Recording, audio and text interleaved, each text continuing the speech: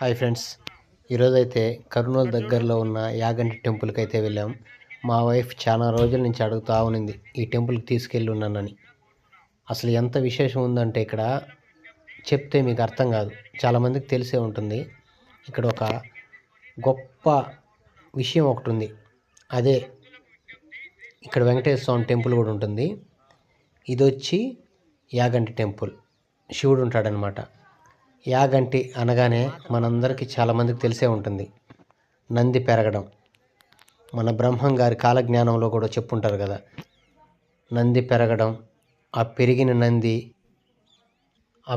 నంది యుగాంతం నాటికి లేచి రంకులేసినప్పటికీ మనకి యుగాంతం వస్తుందని చెప్తుంటారు కదా. నేను కూడా 2014లో ఒకసారి వచ్చాను. అప్పుడు ఇంత లేదు, కొంచెం తక్కువే ఉన్నింది.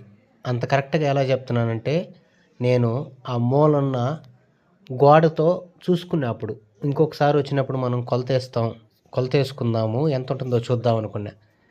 అప్పుడు కొలతేసుకున్నాను, ఇప్పుడు వచ్చి కొలతేసుకున్నా. చూస్తే అది కొంచెం కవర్ అయిపోయినది. అంటే ఎక్కువ కాదు, కొంచెం పెరుగుతూనే ఉన్నది. ఇది నిజంగానే అదొక వింతైన అనుభవం అన్నమాట. నేను చూసినప్పటికీ ఇప్పటికీ ఆల్మోస్ట్ ఒక 2-3 ఇంచుల వరకు పెరుగున్నదన్నమాట. చూసేదానికి అసలు ఎంత అద్భుతంగా ఉంటుందంటే, ఇది ఒక్కసారి వచ్చి మీరు కూడా చూసారంటే ఒక్కసారిగా ఆశ్చర్యపోతారు అంతే. ఇది చూడండి ఎట్లా ఉందో.